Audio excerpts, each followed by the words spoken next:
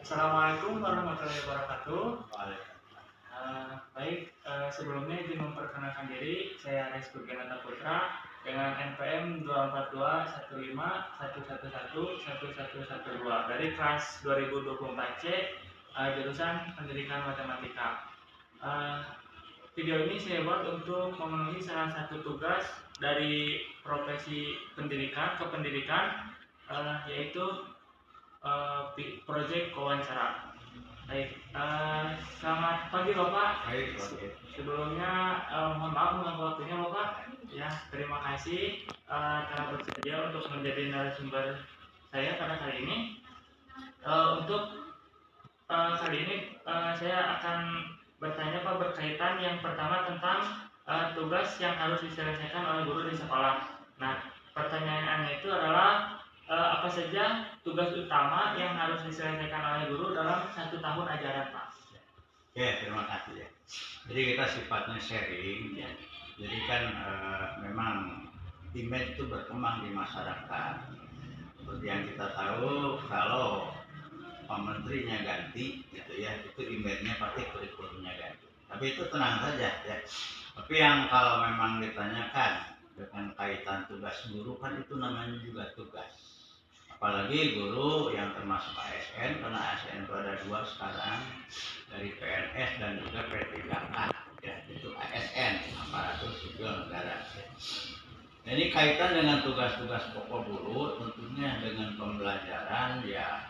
Yang pertama itu tentu mengajar, tetapi tidak hanya mengajar ya. Kalau mengajar itu kan hanya sebatas mentransfer ilmu, tapi yang lebih berat itu mendidik.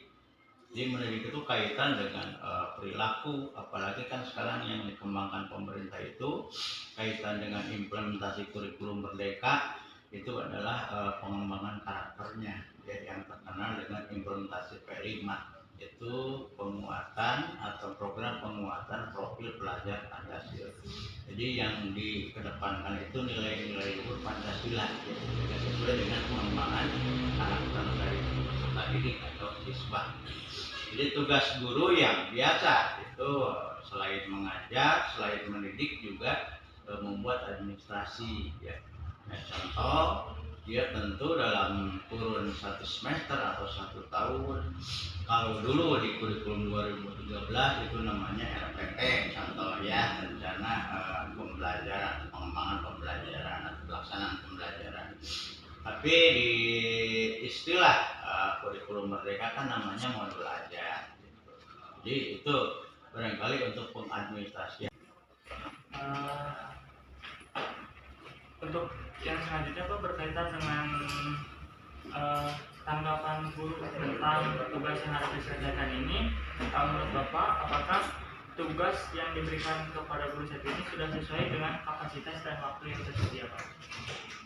Jadi kalau kita mengingat namanya tugas ya, seperti kita juga memberikan penugasan salah satu contoh ya, karena penugasan salah satu dari termasuk masa penilaian juga ya, yang diberikan kepada tentu juga kepada siswa memerlukan waktu dan juga pemahaman. Nah, demikian juga pada guru sama ya, tidak serta-merta ya, karena hal yang baru tentu kan kita pelajari secara kontinu, secara bertahap dengan latar belakang pengetahuan. Di zaman sekarang kan kita mengupdate ilmu tidak hanya harus bertatap muka, tapi juga secara dari ya, itu dari pengalaman-pengalaman orang yang lain. Jadi untuk waktu ini ya terus berjalan. Seperti pelaksanaan untuk P5 ini kita evaluasi setiap saat, artinya supaya semua guru juga memahami. Karena sebelumnya juga banyak guru yang masih belum memahami. Contoh ya, di dalam implementasi dari kurikulum merdeka, contohnya ada yang namanya kokurikuler, yaitu implementasi P5. Tadi program penguatan profil pelajar. Jadi kalau ditanya waktunya itu seiring perkembangan ya. Jadi artinya kalau dalam rangka memenuhi tugas-tugasnya terus berkembang, tapi setiap saat kan tidak selalu ya mungkin ada kekurangan, karena perlu diingat juga setiap sekolah tentu tidak akan sama ya, tergantung dari apa ya, mungkin kompetensi dari gurunya juga sama, kemudian juga letak geografi dan sebagainya. Yang selanjutnya Bapak, bagaimana cara guru mengelola tugas tersebut agar tetap efektif dalam mengajar? Oke, tentu dalam pengelolaan atau ya memanage gitu ya. Yang pertama tadi itu kan jadi tentunya konsepnya dulu dari kurikulum seperti apa, artinya pemahaman konsep atau kesamaan lah. Contoh dalam membuat administrasi harus seperti apa supaya sama semua. Itu diberikan contoh, dan untuk keseragaman ya dibuat contoh dalam bentuk soft copy juga mengikuti perkembangan zaman. Nah selain itu juga tentu diberikan waktu dulu. Tapi yang jelas dalam memenuhi tugasnya tentu evaluasi juga agak kecil. Contoh dari pimpinan sekolah atau kepala sekolah yang dalam memenuhi tugas guru, contohlah mengajar setelah ada tidak nih guru.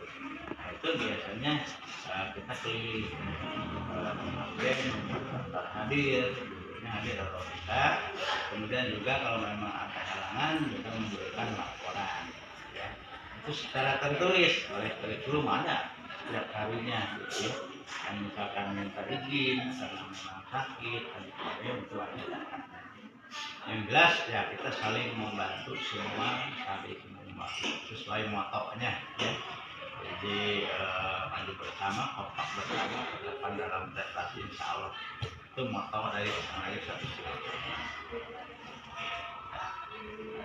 Yang selanjutnya Pak mengenai kurikulum. Kurikulum lagi. Pertanyaannya itu apakah kurikulum yang diterapkan saat ini sudah sesuai dengan kebutuhan siswa Pak? Jadi kalau kita melihat kebutuhan itu kan berbeda.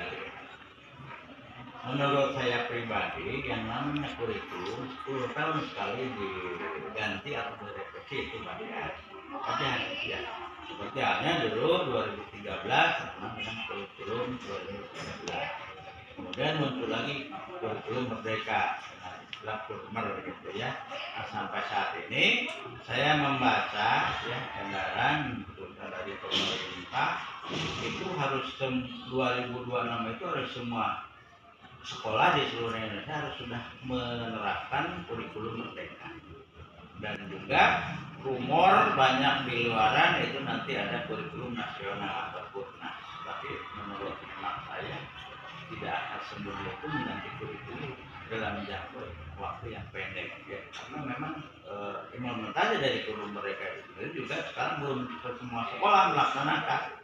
Maka pemerintah barangkali semacam instruksi ya supaya kebersamaan 2026 harus semua sekolah menerapkan kurikulum mereka.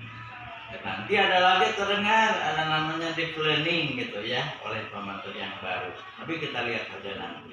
Mungkin itu salah satu termasuk strategi dalam penerapan kurikulum. Ya. Pertanyaan itu Pak, apakah ada pelatihan yang cukup bagi guru untuk memahami dan menerapkan kurikulum yang baru? Insya Allah ya sesuai dana yang ada ya dari pemerintah kita melaksanakan ya semacam pelatihan yang dikenal dengan PHT ya, atau in-house training ya. Atau ya semacam workshop yang kita laksanakan itu pada awal tahun pelajaran baru atau tahun ajaran baru ya. Dan juga dari kurikulum sesuai dengan hasil dari rapor pendidikan, maka karena gini yang disebut rapor pendidikan setiap sekolah itu muncul apa sih yang memang kurangnya. Kalau memang nanti dalam pengembangan kompetensi gurunya salah satunya ada IHT tadi itu, tapi mungkin dilaksanakannya di luar dan bisa jadi libur ya. Mengapa? Karena itu kan pendanaannya harus seperti itu. Jadi melalui peningkatan kompetensi guru itu melalui aspek training. Pertanyaan yang terakhir Pak, mengenai tanggapan guru mengenai kesejahteraan pendidikan. Apa harapan guru terhadap peningkatan kesejahteraan pendidikan di masa depan, Pak? Kalau tanya kesejahteraan juga itu kan memang yang namanya pendidikan atau SN secara umum nanti ya orang pada tahu selerik atau gaji. Ini juga perlu diketahui ya, alhamdulillah dari zaman almarhum Bapak Presiden kita Pak Gus Dur itu yang sangat tajam kenaikannya, kemudian pada zaman Pak Presiden Pak SBY adanya sertifikasi sangat membantu. Mengapa? Karena nggak mungkinlah guru secara syariat ya memuliakan atau mendapatkan anak tanpa adanya salah satunya dengan sertifikasi. Dari mana? Karena memang gitu ya, jadi kalau ditanya dengan kesejahteraan juga kaitan dengan gaji seleri, dan yang saya dengar nanti akan diganti dengan JF, jabatan fungsional ya. Termasuk juga mungkin nanti para pensiunan atau purna ya, yang mungkin ya ada juga mengetahui perkembangan seperti apa, yaitu yang tadinya ini bentuk purna ya, termasuk dari ASN maupun guru itu kan dulu PS gitu. Jadi artinya pasti membebani APBN. Kenapa? Ya yang saya pelajari tidak hanya guru ya, tapi contohlah anggota DPR yang mungkin mohon maaf ya hanya 5 tahun tetapi ingin dibayar seperti guru 30 tahun. Pasti itu kan membebani APBN. Termasuk juga tidak berhenti ya. Contohlah begini ya, purna seorang guru ya kemudian meninggal. Dari meninggal itu kan setiap bulan dibayar juga walaupun tidak full ya. Itu kan terus membebani dan terus anggaran dari APBN terus meningkat. Itu dari PSD Pro. Jadi setelah pensiun walaupun hilang semua kesejahteraan yang lain, tambahan-tambahan lah seperti uang makan ya, tunjangan penghasilan dan sebagainya akan hilang, hanya toh gaji berkurang lah itu ya setiap bulannya. Jadi karena itu inginlah saya menyambut sangat baik dan alhamdulillah mudah-mudahan dengan presiden sekarang itu akan diganti dengan fully funded. Jadi artinya pesangon seperti di perusahaan. Jadi saya pikir juga nggak akan membebani di APBN. Jadi artinya begitu dia purna bayarkan langsung sekian, tidak lagi membayar setiap bulan gitu. Dan kalau yang purnanya tadi meninggal juga tidak akan dibayar sudah gitu ya. Dari itu kemungkinan positifnya menurut pemikiran saya memang kemungkinan yang purna tadi akan melaksanakan suatu usaha, jadi membuka lapangan. Itu secara idealnya ya.